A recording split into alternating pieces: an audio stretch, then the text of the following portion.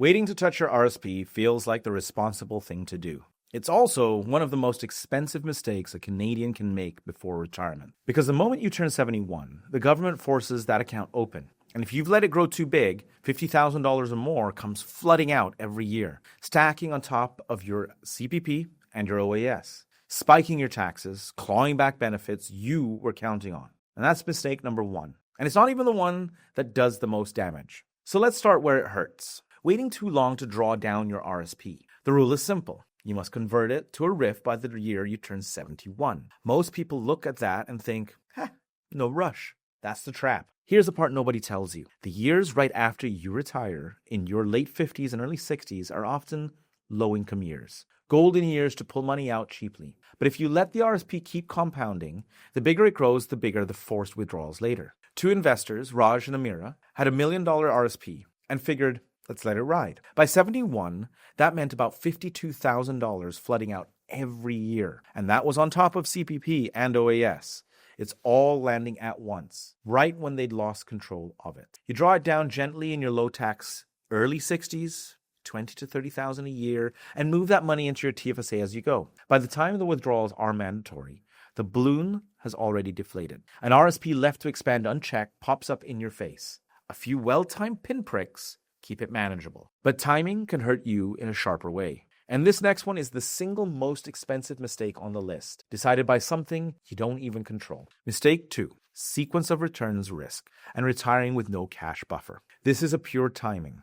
If markets fall early in your retirement, right as you draw down, you're selling low to pay your bills, and your portfolio may never recover. Here's how brutal it gets. You have the same $1 million portfolio, same $50,000 a year spending. Start retirement with 2 bad years and you're left with about $640,000. Start with 2 good years and you're at $1.2 million. Same money, same spending, and the difference between these 2 retirements is more than $500,000. $500,000. Decided entirely by when the bad years happened to land. A cash wedge kept 1 to 3 years of spending in safe stuff. GICs, for example, high interest savings. When markets dip, you don't sell a thing. You live off the wedge and let your investments recover. Louise, another investor, did exactly this with a 2-year cushion. Rode out a dip right after she retired and never locked in a loss. It's like packing boots before a Canadian winter. You're glad you did when that storm hits. That protects you from timing you can't control. This next one, though, is about a window you control completely.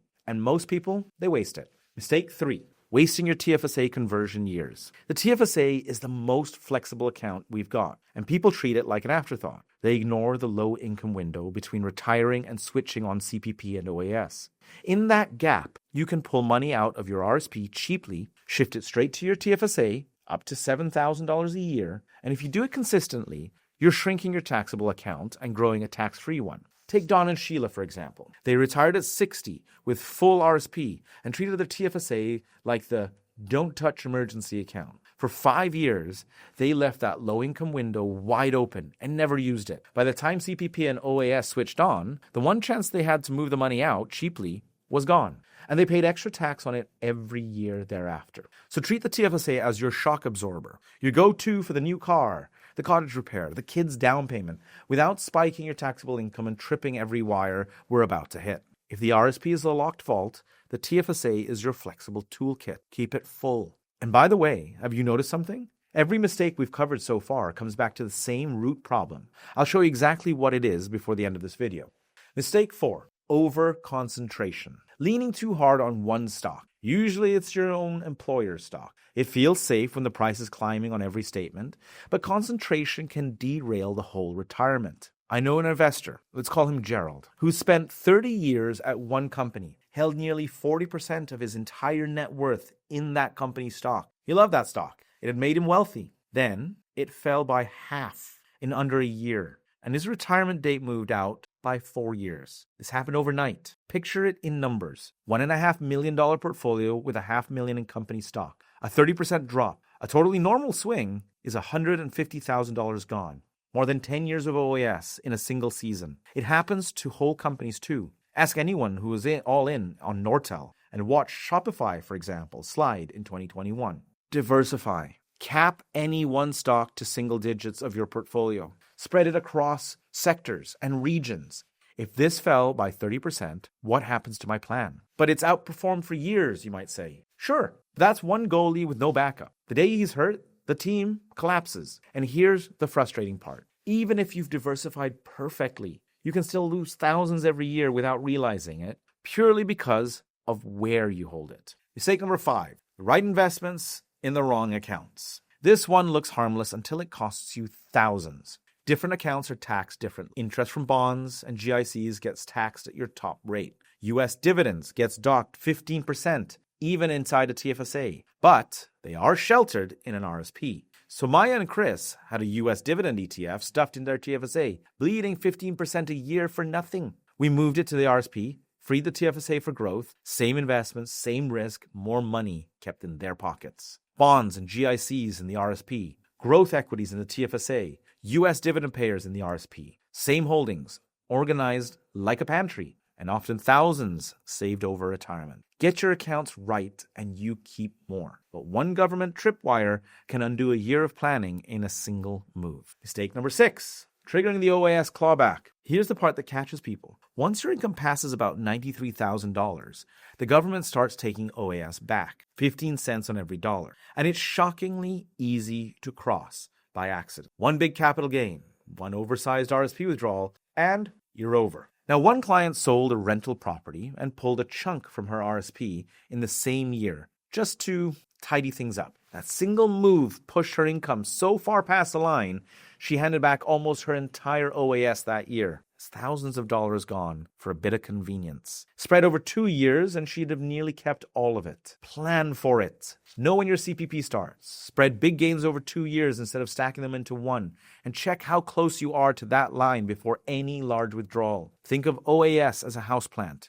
Steady conditions keep it alive. Flood it with income, and it's going to wilt. That protects your benefits while you're alive. This next one is about what happens after. It's one of the most preventable of them all. Mistake 7, estate and beneficiary gaps. Outdated wills, missing power of attorneys, accounts with no named beneficiary, they all funnel through your estate. In Ontario, that's 1.5% administration tax over $50,000, plus delays and legal bills, eating into what your family receives. On a $2 million estate, that's over $29,000 gone for no reason. Name your beneficiaries, a primary and a backup. Use transfer on death where you can, and keep your will and power of attorney current. 30 minutes of review saves your family months of delay and thousands in costs. It's really about control. You decide where your money goes, or someone else does, and they'll charge a fee to do it. Now, that's 7 separate leaks, and here's what I propose at the very start. Almost every one of them traces back to a single root mistake. That mistake,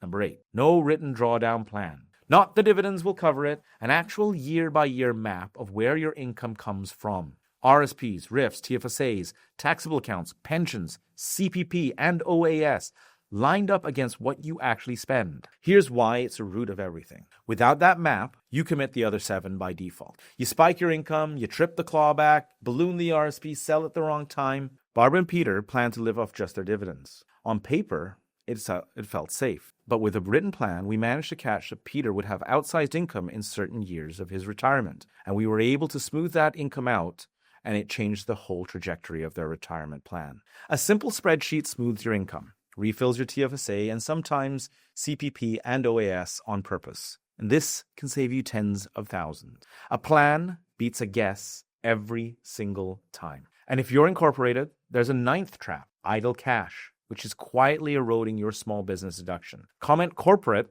and I'll make a dedicated video on that. So, 8 mistakes. The 71 squeeze, bad timing risk with no cash wedge, wasted TFSA years, too much in one stock, the wrong accounts, the OAS clawback, estate gaps, and underneath all of them is no written plan. None of this is about picking a better stock. It's taxes, timing, and structure. And almost all of it disappears the moment you put a plan on paper. That's the difference between feeling anxious and feeling prepared. That's exactly what I build with clients. This isn't about stock tips. It's about the plan behind them. If you want to see these 8 mapped onto your numbers, the link to book a free strategy call is in the description.